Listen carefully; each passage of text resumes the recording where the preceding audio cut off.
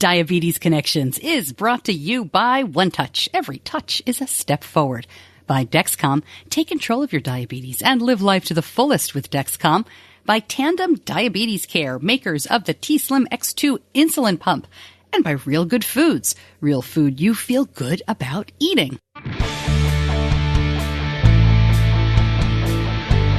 This is Diabetes Connections with Stacey Sims.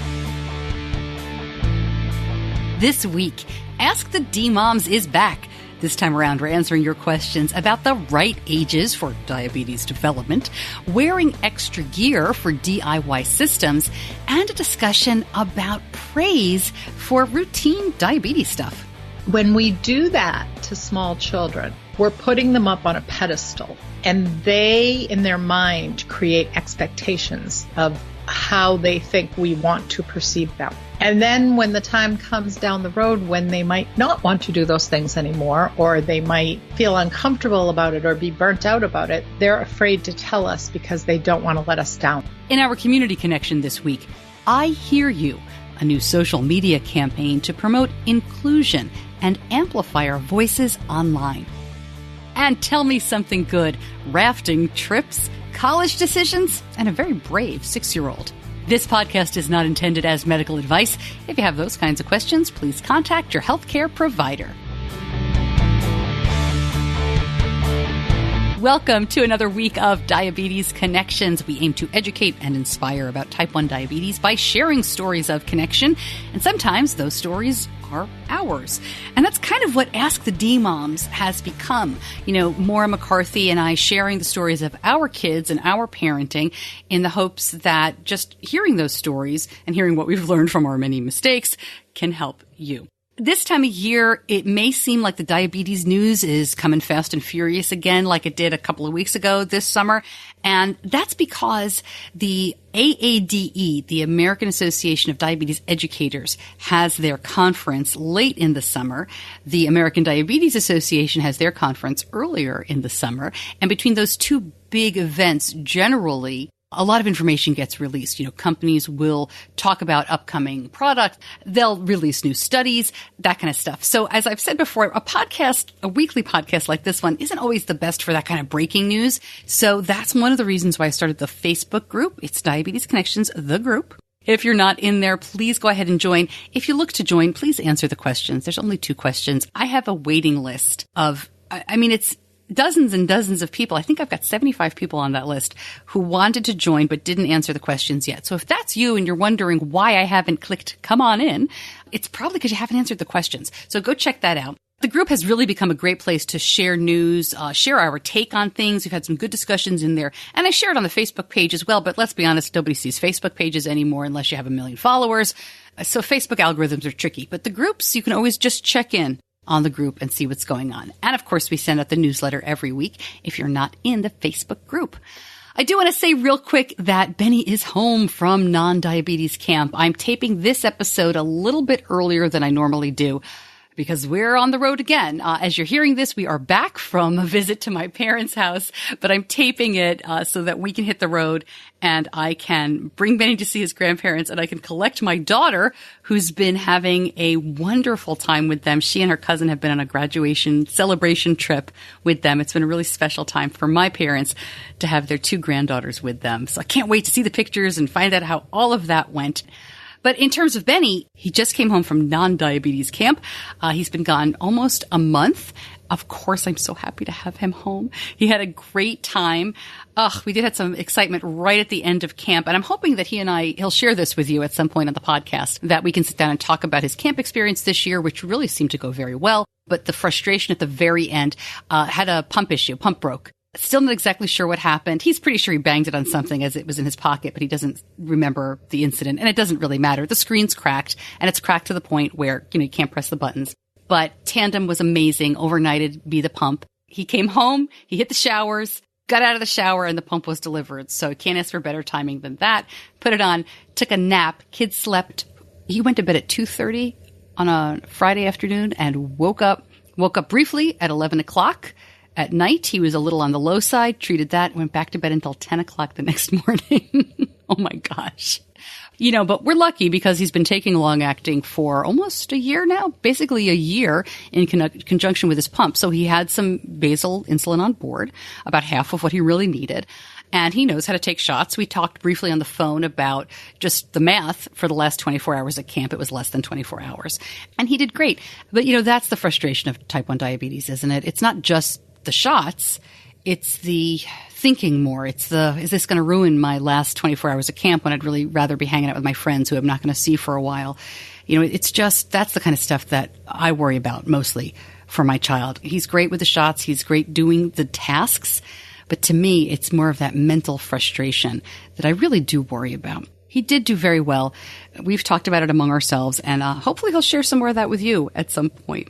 And a quick note, it's always a little dicey. I'm talking about awards here and voting.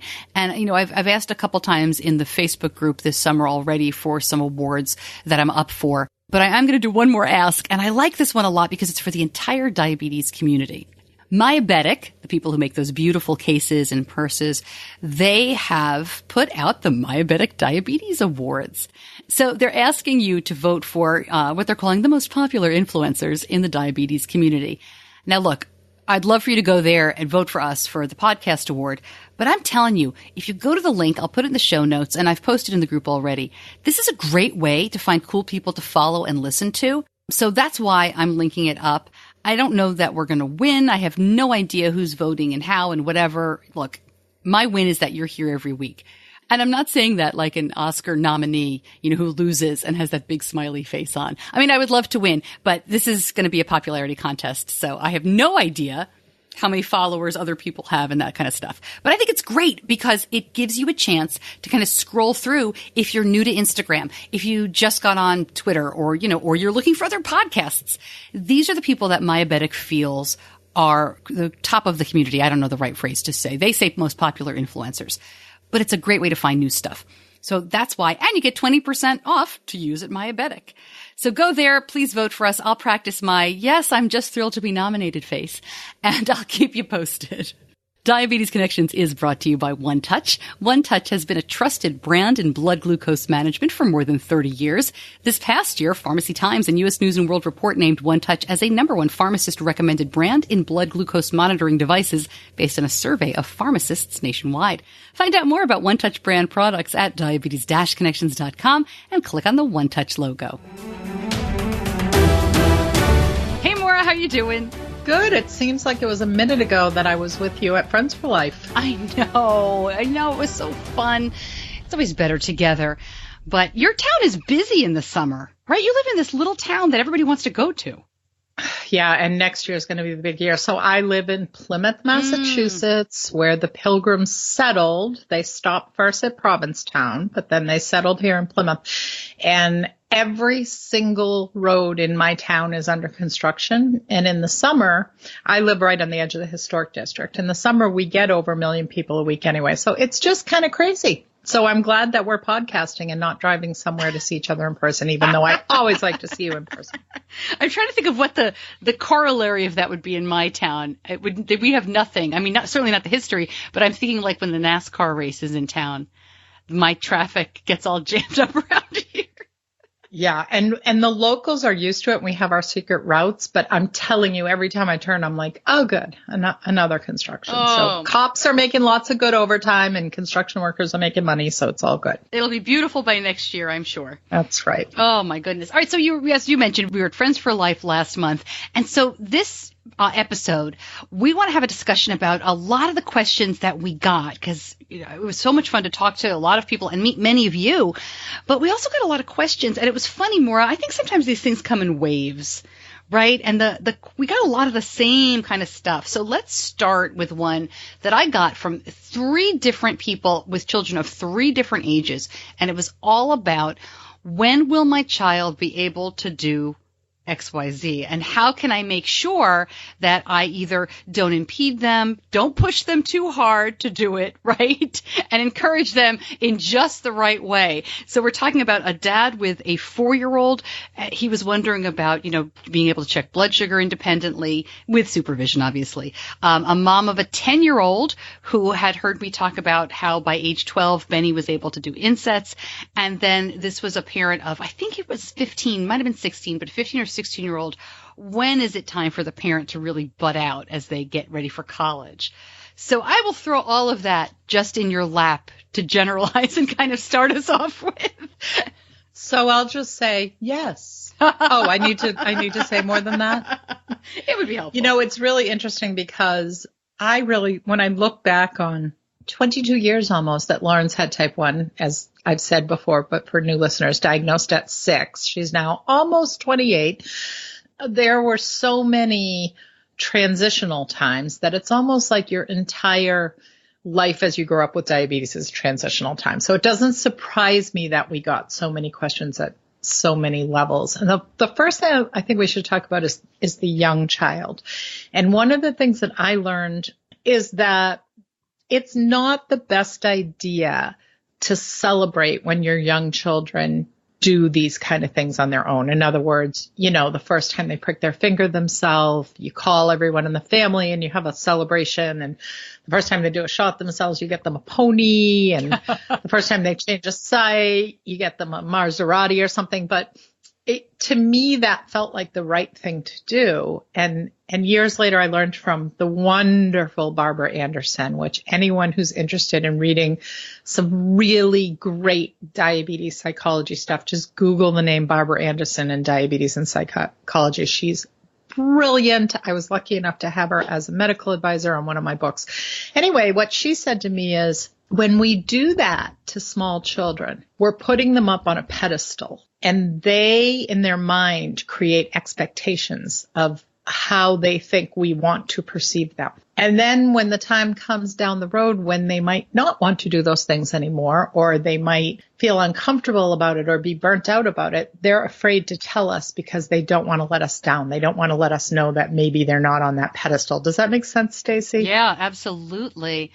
And I'm telling you, when Lauren started doing things herself right away almost. First of all, it was because I gave the worst first shot a parent has ever given a child in the history of the world. I slammed it into her, and the nurse was like, well, that's great, but just so you know, it just slides right in. You don't need to punch your child with the needle. Oh, no, did you really? I'm using a little bit of hyperbole, but I hit her pretty hard with it. I'm sorry to laugh. But she kind of did those things on her own from the beginning, and I kind of made a big deal out of it, and I learned later I shouldn't have. But I also want to say that when she wasn't 4 when she had diabetes, but when she was 6 and 7, she didn't do those things without me or another set of adult eyes on her. You know what I mean? So tell me more about was it a father of a 4-year-old? Tell me more about the question. Sure. The question there was, how can I continue to encourage him without assigning judgment and value to these actions? So the dad was like, okay, we're going to check your blood sugar. Do you want to poke your finger yourself? And the kid would say no. And the dad would say, okay, we're going to continue on. But his question was like, well, when will he start doing that? It was less of a concern of, okay. I need him to do that. He must. But it was also, how do I know that? And how do I know this is right? Because I totally get what you're saying about wanting to buy your kid a pony when they do things. And I really wanted to do that with Benny, but we didn't. I'm going to talk out of both sides of my mouth in a minute, though, when I talk about incentives for doing certain things, extra things. But like this kid, I think, and I'll be interested to see your answer here, I think it just naturally is going to happen. That's what I was going to say. And I also would say that it doesn't really matter when. Yeah. Now, if it was a 23-year-old and they weren't doing it themselves yet, I would have a different answer. But 4, 5, 6, 7, 10, 11, 12, if they want you to do most of the stuff, I think that's fine. And what usually happens is as a child wants independence, they're more willing to try things on their own. In other words, they think, well, I want to go to my friend's sleepover and I don't want it to be a big deal if my site needs to be changed, so I want to learn how to do it myself. Or I want to know how to give myself a shot if they're on shots, because I don't want to have to plan my activities around that so my parents or whoever can do it. So that's usually what happens. And my recommendation to that dad and to anyone with a young child would be, don't encourage them. Just do it matter-of-factly. It's not that important at that age that they do it on their own, I don't think. So I will jump in and just share our experience, and I'll agree with that. I don't think it's that important either. It can be very helpful, and again, this depends on the child. What we did was we kind of said to Benny, maybe this was not a good thing to do, so you can tell me. Oh, good. I hope it wasn't a good thing to do. Now I'm all nervous. So he was diagnosed at 2. So by the time he went to kindergarten, it was almost 4 years. And everything was very matter of fact. We had no CGM, so we're poking fingers, 8 times a day. We're not doing shots. He had a pump. But about 3 or 4 months before he went to kindergarten, we decided it would be really helpful if he could do his own blood sugar checks with supervision, just to take one thing away from the teachers. We knew we would not have a full-time nurse. And in North Carolina, kids are allowed to do pretty much whatever their endo signs off on. So he could carry his supplies all through the school. He could do blood sugar checks in class. And we said, hey, before you go to kindergarten, let's do this yourself. And he was like, sure. There's no resistance from him. He said, yeah, I know how to do that. And it was easy, and we did it for about 3 months. Oh, but it was interesting. We had him do it at daycare, but not at home. And I don't remember saying that out loud. It's just kind of how it fell. And we did the same thing probably until about 4th or 5th grade. He did everything himself at school, but I did everything for him at home. I do remember thinking in about 3rd grade and talking to my husband, like, are we doing the right thing here? Should I keep doing this? And I'm sure I read something that you wrote and said, okay, I don't have to worry about that, and kept going. But my answer to this dad and to the other parents was that these things, it's hard, but take diabetes out of the equation. Your kids are developmentally going to do things differently at different ages, right? With or without diabetes. So suddenly, your child who you've maybe helped get dressed for years and years, you're doing laundry and you realize that's the first time I've seen this kid's underwear in weeks. Right? When you used to be in the room, like picking out the underwear and what are you going to wear today? And then when was the last time you washed your daughter's hair? That's a big milestone that you don't realize is over until it's over. Until you just said it to me right now, actually. I never thought of that. Yeah. That's one for me, especially because my daughter has gigantic curly hair that we had such a hard time with it, poor thing. And I just remember thinking to myself, that's it. She's got it. What happened? And it's the same thing with diabetes. I think if we treat these things matter-of-factly, as you're saying, and hey, this is what we're doing here, when they're ready for independence and ready to do it, they just do it. Right. The only thing I would add, well, first of all, to your story, Benny was really into it. And so that makes it different. And he wasn't left on his own. You were overseeing things.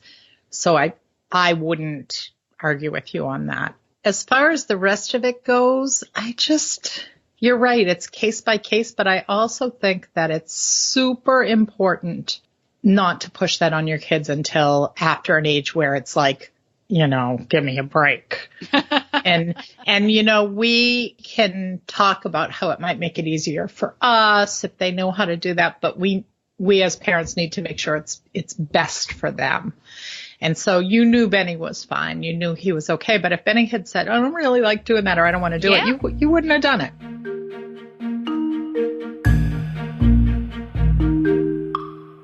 Right back to our discussion in just a moment. But Diabetes Connections is brought to you by Dexcom. And when you have a toddler diagnosed with type 1 like we did, you hear rumblings for a very long time about the teen years. Whoa, it's going to be terrible. It really hit us full force earlier than most. I was so glad we had Dexcom. Benny's insulin needs started going way, way up. Really, a little while after he turned 10. He has grown, I don't know how many inches since then. He is 14 and a half. He's probably grown 8 inches since age 10. Along with hormone swings, I can't imagine managing diabetes during this crazy time without the Dexcom continuous glucose monitoring system. We can react more quickly to highs and lows, see the trends, adjust insulin doses with advice from our endocrinologist. I know using the Dexcom G6 has helped improve Benny's A1C and overall health. If your glucose alerts and readings from the G6 do not match symptoms or expectations, use a blood glucose meter to make diabetes treatment decisions. To learn more, just go to diabetes-connections.com and click on the Dexcom logo. Now back to Bea and Moira. We mentioned the 4-year-old and the questions there, but the 10-year-old was kind of like in that in-between period, right? Like, I can do a site change, but I don't really want to. And I can use Benny as an example there. He'd be the first to tell you that he still hates insets, but he does it himself now. But it took him a long time. And I remember we were at a JDRF conference sitting at a table with a newly diagnosed 13-year-old who was probably, had a pump, but I would say no more than 4 to 6 months in. And Benny said something about, we have to remember to change my inset. And I said, I'll help you with that. And the kid totally sneered, like, your mom changes your inset? It was so funny. I was so taken aback. I really was like, you're not a nice person, child. But Benny and I kind of looked at each other. He kind of shrugged like, I don't care. But it made me laugh because, like you said, some kids get diagnosed and they really want to do more themselves. And some kids, it takes them a little longer or whatever. So at 10, I was still doing insets. And I was second guessing myself, but it really did work out just fine. Yeah. So Lauren went on a pump when I believe she was 8. I have never done a site change. Wow. She did the first one at the doctor's and was the rest. But again, there was oversight. A warning about the ages 10 and 11 and even into 12 is I was this way. This was another mistake I made. So it's really easy when your kids progress a lot at that age and take on a lot themselves to think to yourself. And I believe I said these words out loud at that time, that I raised my child to understand the importance and the value of taking good care of her diabetes. And she's so responsible. I can trust her on her own. I will tell you right now, I'm not saying not to trust them. I'm saying in that age, no matter how much you trust them, do not let down your guard, because that can be into 11 and 12 and 13 can be when they start to struggle. And if you're like me and your kid is so good at it and has diabetes for so long that you kind of just yell from the other room, check your blood sugar for dinner or figure out your carbs and tell me, you need to have your eyes on things at least once or twice a day, just to make sure that they don't need your help or that you're available if they do need your help. Right? Yeah. No, definitely. I wonder too, as more and more kids wear CGMs, and we've talked about the good and the not so great, the downside of too much information all at once. I wonder if that's a way to keep better connected, because at that age, and I'll tell you, boy, did Benny get some serious brain fog. I remember him coming home in 5th grade, and I would say, like, did you bolus for this? Or, because I could see it. I could see what was going on. And he would get so frustrated. I forgot. How could I forget? And he would get so mad at himself. And it was just that 5th grade tween, their brains aren't working the way they had been working in the past. But I wonder if the CGM could be a way to kind of keep that eye on your kid without having to feel like you're having conversations every day or several times a day. I would think it is, but at the same time, you have to remember that kids with diabetes are evil geniuses. And if someone out there hasn't cracked a code in how to fool parents with their Dexcom or other CGM yet, I'm pretty sure they will within a few minutes. And so just like anything else, you have to have a level of trust with your child, but just find a way to physically check in, to have your eyes on what's going on with diabetes, to see them putting insulin into their body, to see them looking at their Dexcom. I know they don't have to calibrate anymore. Maybe every once in a while throwing in a backup finger stick check. Just, you can lie and say it's just to make sure the meter is working. But I just know that, and it's really important to understand that they don't do sneaky things to be bad. They do it because they want you to think that they're good. They don't want to upset you. They don't want to stress you out. They don't want to disappoint you. That's all I'd say. That would be great if it took away some of it. I'm just guessing that with more information, it's probably tempting for parents to be all over it all the time. And if you're 11 or 12 or 13 and things are bouncing around, every kid's different. Some kids might not mind being texted a bunch of times every day or talking to you a bunch of times. And some parents might be able to just pull back and set themselves limits on when they can step in. Well, you know how I feel about a CGM. If you're going to use it, you need to have a conversation with the person who's sharing with you. And, when we can talk about what age, I think age 7 is not too, I think age 2 is not too young to talk about it, but I think age 7 is a good time to start talking to the kid about, well, what do you want? What do you think? And put some limits in on when the parent is going to text and when the kid is going to text back, or that, because all those kids have cell phones now. Right. And, and if you're texting all day long, that's not good for school. It's not good for anything. So I'll go out on that limb and people can yell at me. But I think that have that conversation with your kid. Benny and I have done that for a long time. And do I still get nervous and freak out? And, of course. But, I'm not supposed to text him unless his blood sugar is this number for this long. If it's super low, we have stuff in place. If he hits 55 and that alarm goes off, he has 15 minutes to text me or have somebody else text me before I start. I joke with him. I say, I'll call you, I'll text you, and then I'll start driving around the neighborhood. My baby! So, we get a little silly, but you got to have those rules. But, I have a lot of respect for you for having those rules. And isn't it interesting? Our kids are really only a decade apart, right? Lee's 32 and Lauren's almost 28. So a decade apart. And yet we are raising our children in different worlds. For instance, I was just sitting with some friends at the beach the other day, and 3 of the moms have 19, 20-year-old kids, and they were all obsessed with watching their 360 tracker where you can see where your kid is on your phone all the time. And I was like, man, I don't think I wanted to know where my kids were all the time when they were 20. And so that made me think a lot about how difficult it must be not to watch everything all the time and not to respond all the time, because it isn't just diabetes. The world is becoming like watching every moment. Lauren I sound like, and she had to go barefoot in the snow to do it. But she would get on her bike when she was 9 with her friends and ride her bike all over this town. And I would have no idea where she was for a couple hours. She had roads she was allowed to ride on and not allowed to ride on, but I didn't know exactly where she was. And now everybody knows. And so it just must be hard. It must be hard. And it makes me wonder how you do raise secure, smart, independent children with the tightness of oversight in diabetes and not diabetes that we have now. It's an interesting question. It is. Right? When I come up with the answer, I'll let you know. That'll be the next book. And you'll make a fortune. Oh my gosh, it'd be great. I do want to mention something that I alluded to earlier, and that is I mentioned incentives. Now, when Benny was diagnosed, our endocrinologist gave us such great advice, which was, and I think he did say pony. He said, don't buy him a pony. Don't get him prizes all the time for basic diabetes care. There's no choice here. The insulin has to go in. The blood sugar has to be known, whether you're checking or looking at a Dexcom or whatever. Those are not choices, and you should not present them as things to be rewarded. It's like brushing your teeth. Okay, so I got that down.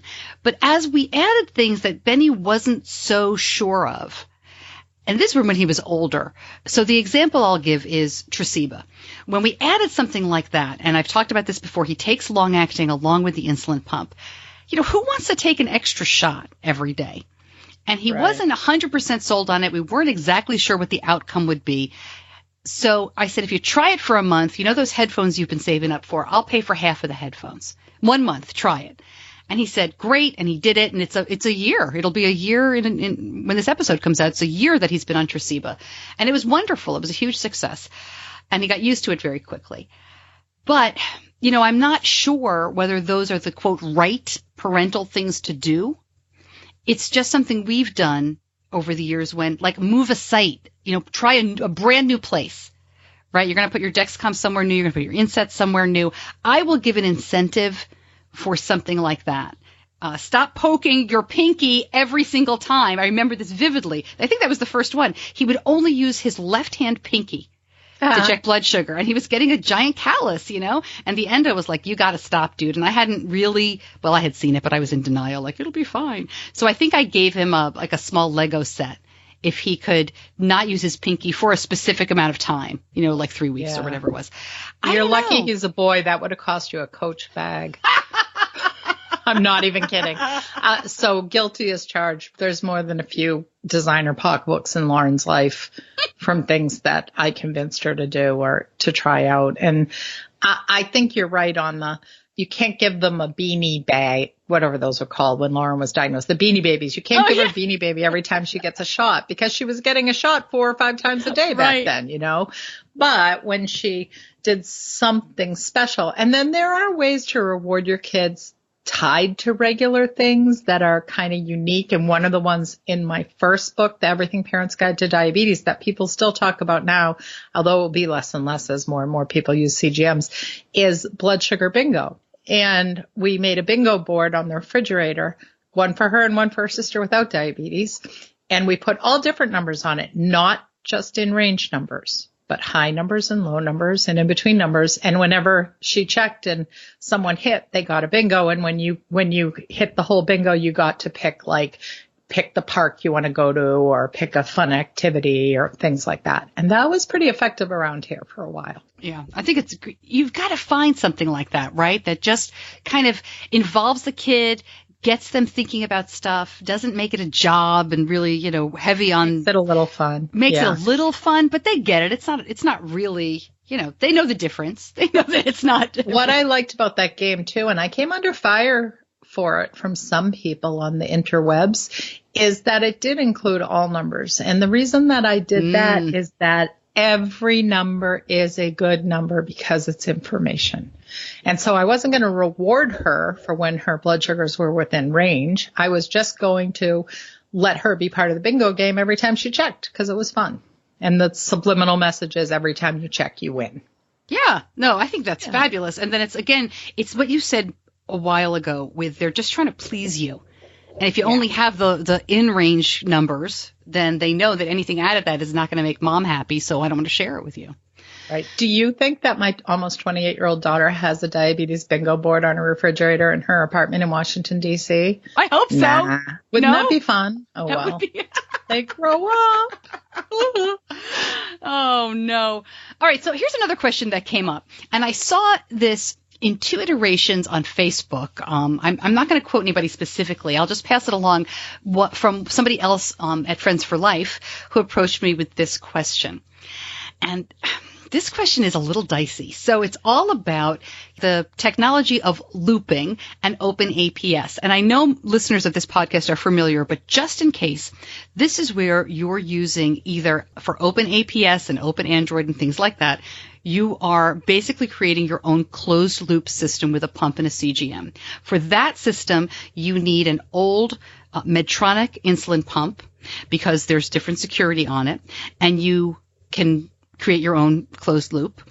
For the loop, you now can use an Omnipod, but you also need a little piece of hardware called a Riley link. Interestingly, the man who created that, his daughter's name is Riley. So there's a real guy behind those Riley links and a real young woman. But you need extra equipment, and you also need a phone. So what's happened is you have these amazing young adults and older adults who have built their own systems, and they've figured out a way to package it, and they're throwing it in their purse, and they're great. Then you have like 7-year-olds going to the playground with a fanny pack that has their phone and their Riley link, possibly their pump or a different controller. And what we're hearing is, I love these do-it-yourself versions of closed loop because the control is so much better. But I get so frustrated when the Riley link falls out, the connectivity stinks overnight, the older pump conks out, things like that.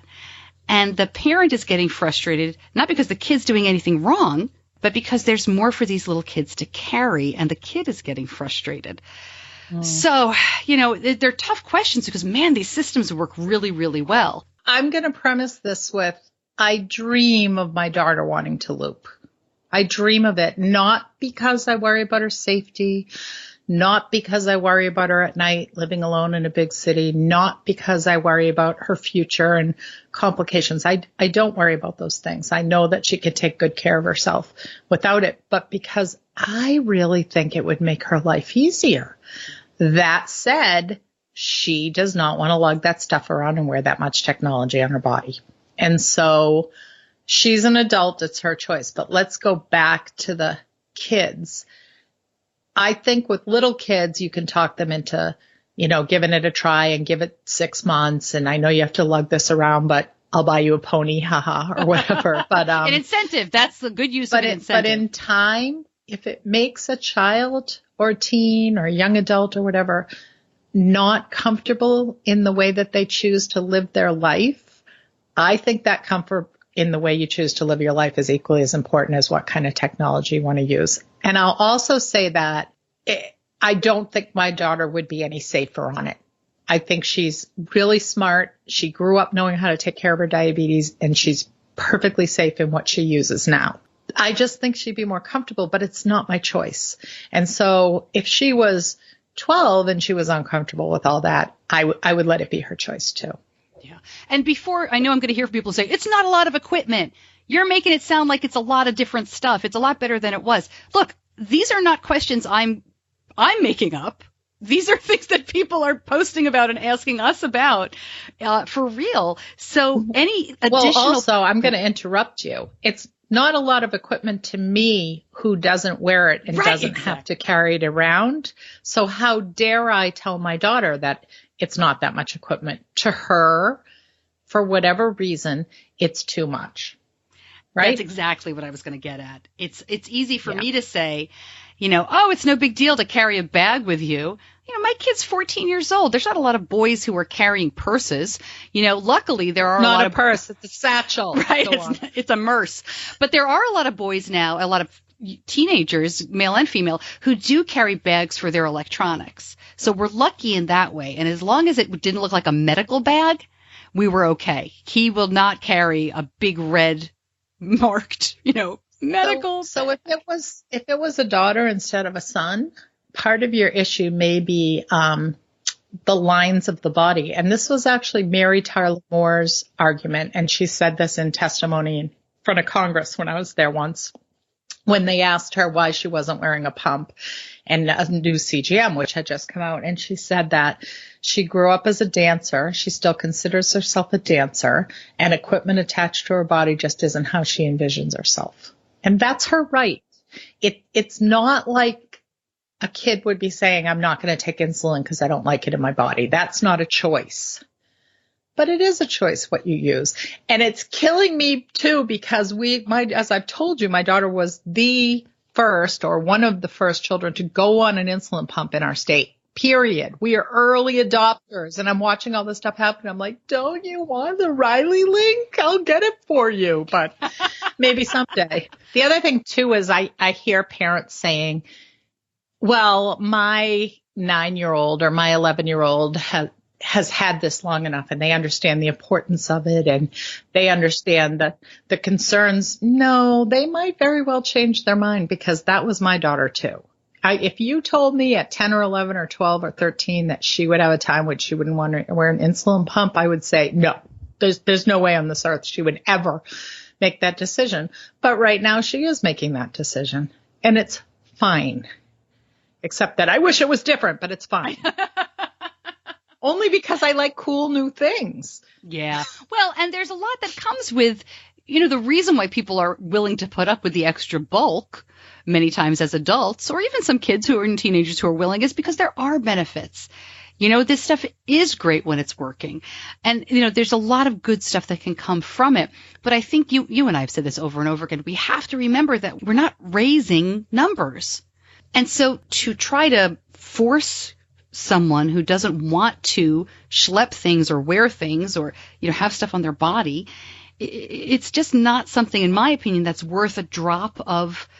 I was going to say that if your child is, your blood sugar's high all the time, and we're talking like 300, and you think a device is going to bring them back down into range, it's going to be better and easier. But I don't even think that sentence makes sense as I say it out loud. Because plenty of people with MDI are fine. I was going to say, all you do is change your doses with a shot. I mean, Lauren has brought her A1C down on pens right now. I have an interesting question, though, and I wonder if someone's listening can give us an answer, because I asked this on a popular diabetes site today and I didn't get an answer. And that is, I was wondering if there was an adult with type 1 who had techno burnout, for lack of a better word, like my daughter did, and had gone to shots and then had tried, like, say, the basal IQ or looping or anything, and decided that the benefit did outweigh their dislike for technology. So that's the question I asked. In other words, if my daughter tried it, would she be like, oh my God, I must be crazy. This is great. But I didn't hear, all I heard was people who said, oh yeah, I would never, I know enough to never give up my pump. And I'm like, that's not the point. That's not what I'm asking. So if there's anyone out there who knows the answer, tell me. The only people I know, and please, as you listen, and I'll put this question in the Facebook group too, but the only people I know who can answer half of it. In other words, I know several adults who were MDI for many, many years. 20, 30 years, and did not want the technology, did not want anything attached, and then switched to a pump, and then switched to a CGM in addition to the pump, and absolutely love it. But that's a different question. That's a totally different question, because my daughter pumped for more than a decade and a half. Yeah, different. So it's interesting. Maybe someone will answer us. I can't wait. I'm just curious. And even that, if I show her that, she might say, I don't care what they say. I'm not doing it. I'm just curious. And it's very funny because I really don't believe that her health will be better with it. I just think she'll have less to think about when she's running around ruling the world.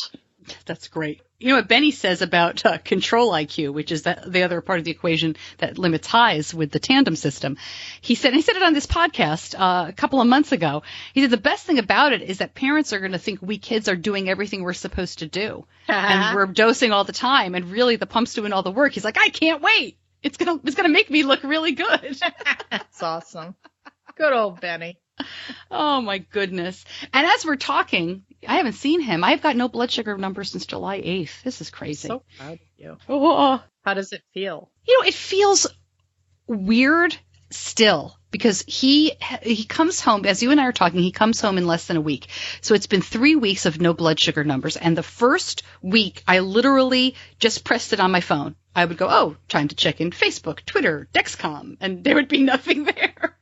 And about the second week, I kind of stopped. The third week, I've been doing this ridiculous thing where I check on Clarity because I think, well, maybe he's in the health office and it's picked up a signal. You just miss your Benny, that's all. I do. I know he's fine. He called me once after the first few days and said, I'm having some lows. And I said, oh, I can help you with that. He said, no, I just wanted to check with you because I changed settings. What do you think? And he'd already changed everything. And he wasn't having the lows. And I was really proud and kind of sad because I was like, I can help. I think he's fine. I look in pictures from camp and I look to see if his Dexcom's on, but other than that, I think he's doing fine. That's awesome. He's a good one, that Benny. Oh. Okay, so the next time Moira and I do this, it really will be back to school. It'll be back to school here because in the South we go to school so early. It's crazy. But it'll be enough time for maybe some kids to be back in school that we'll have questions about it or as you anticipate. So get us your questions for back to school or things that you're dealing with. And Benny will be in high school, Moira, so I will have my own questions, another new milestone.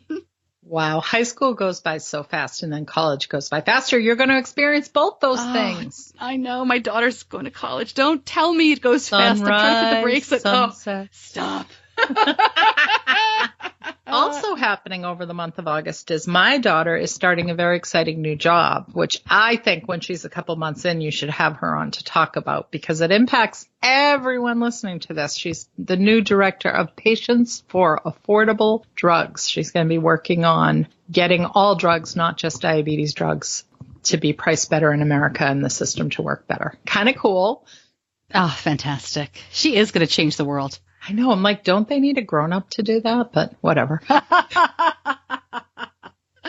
Oh, my gosh. All right. Well, I will talk to you soon. I'm going to call you with my high school questions, and then we'll see if we want to share any of them. Yeah, that'll be interesting. We'll have to have a PG-13 rated one.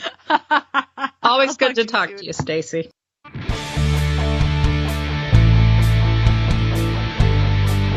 You're listening to Diabetes Connections with Stacey Sims. Get me your back to school questions. We are back to school at the end of August down here. Although by that time, my daughter will be back to school at college. I can't leave that out. Oh, boy. In our community connection this week, have you seen the I Hear You campaign across social media? We're going to talk about it. Community Connection is brought to you by Tandem, and you've heard me rave about the t:slim X2 insulin pump with basal IQ technology from Tandem Diabetes Care. Love it, and we are not alone.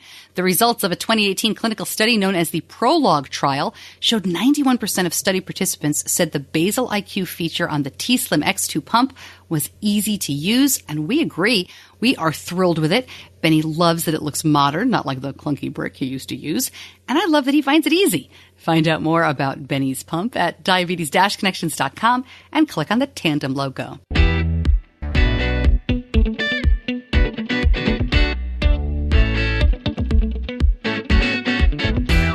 So about a week and a half ago, the I Hear You graphics started popping up on social media. Very plain, very different from a lot of the big splashy social media stuff we've seen in the last couple of years.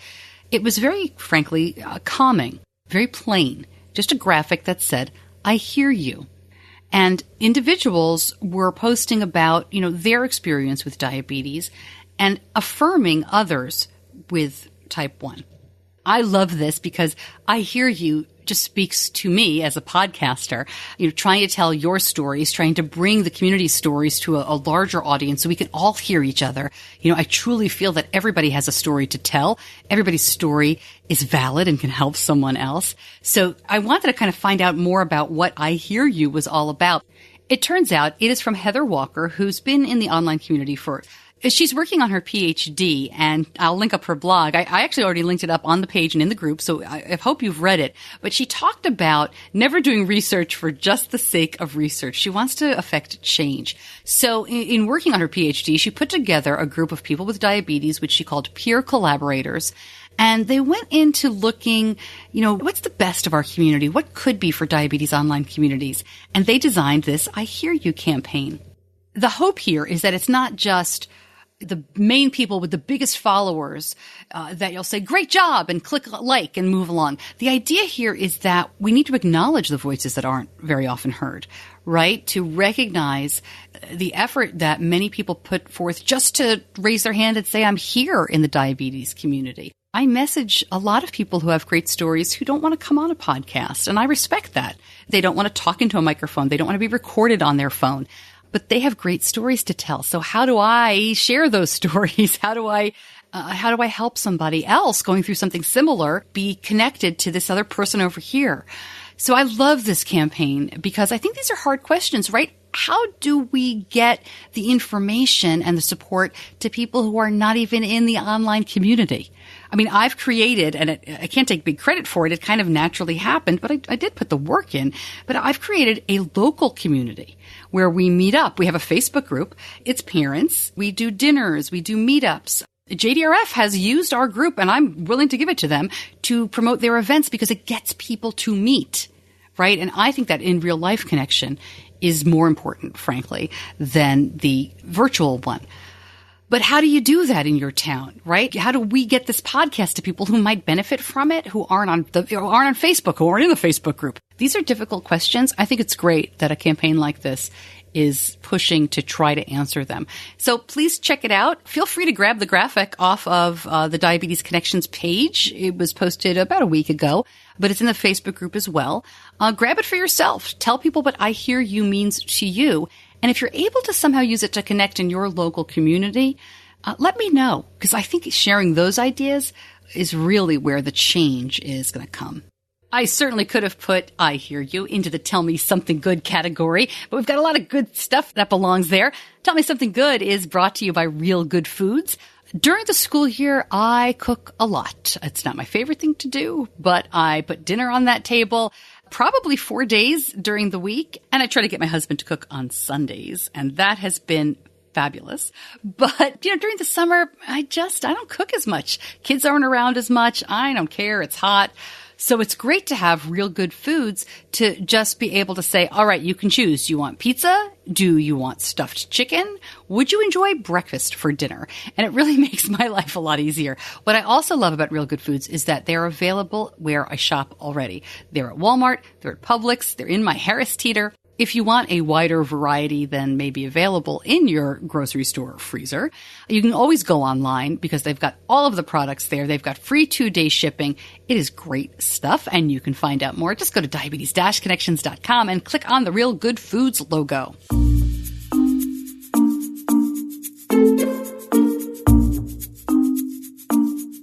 Taking a look at the Tell Me Something Good mailbag, John writes in that he took a recent trip to Colorado to hike, bike, and raft.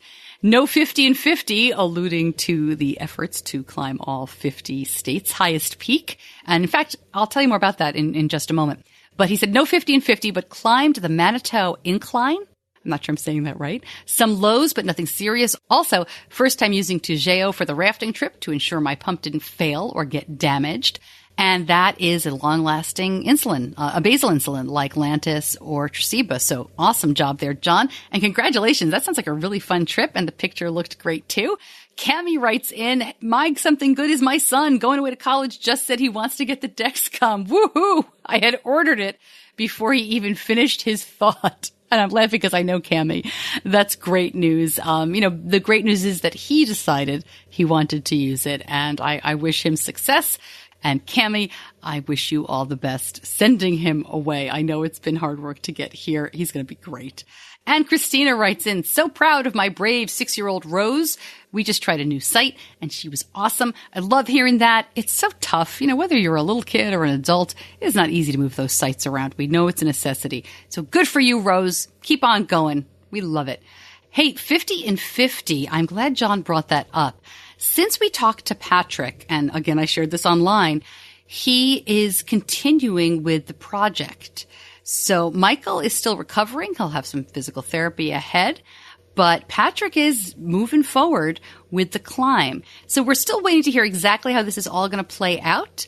But the idea here is that Patrick is going to move forward and Michael will join if he can. And they are on track to finish in 50 days, which would be August 18th.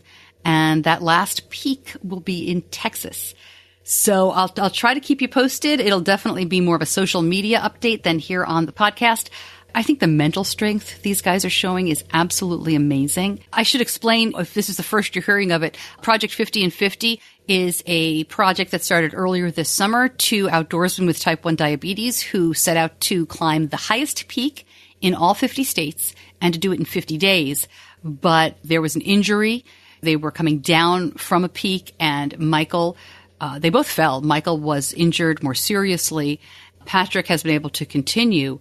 And interestingly, I didn't realize this, Michael has already climbed so many of the highest peaks that he actually only has a handful left. They think he may finish all 50, not on this particular trip at once, but he may knock out all 50 total for his life by the end of this trip. So if he can make it, that would be absolutely amazing considering that he has been injured. So again, I'll keep you posted. And any support you can throw these guys would be terrific. I will hook up all the links, but they are Project 50 and 50 pretty much on all social media. And this is a fundraiser for the Diabetes Family Connection, which does lots of great camps and family programs and other good stuff. Full disclosure, they help with my kids' diabetes camp. So we have a personal connection there. They're just great people. If you have something good going on that you want to share, please let me know. You can email me, Stacey at diabetes-connections.com.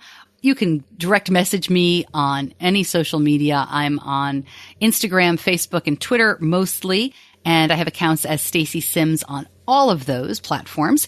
Diabetes Connections is everywhere but Instagram. We use Stacey Sims for both because I don't really need another social media account, although some people are after me to just do that, so we shall see. But I find it difficult enough to just have the Stacey Sims account on Instagram. So maybe next year, maybe we'll hire a social media person and really get professional about all of this. But in the meantime, please give me your good stuff. Love sharing it. Tell me something good.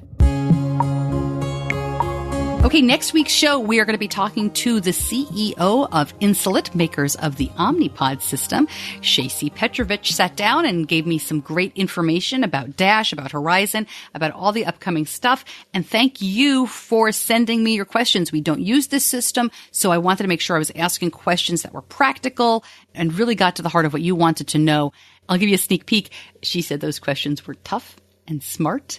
And she has a great personal story. Did you know her father has type 1 diabetes? So I was really excited to talk to her. I think you'll love it. That's next week. Thank you, as always, to my editor, John Buchanan from Audio Editing Solutions. I always appreciate you, John. And thank you for listening. I'm Stacey Sims. I'll see you back here next week.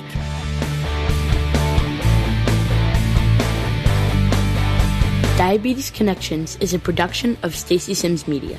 All rights reserved, all wrongs avenged.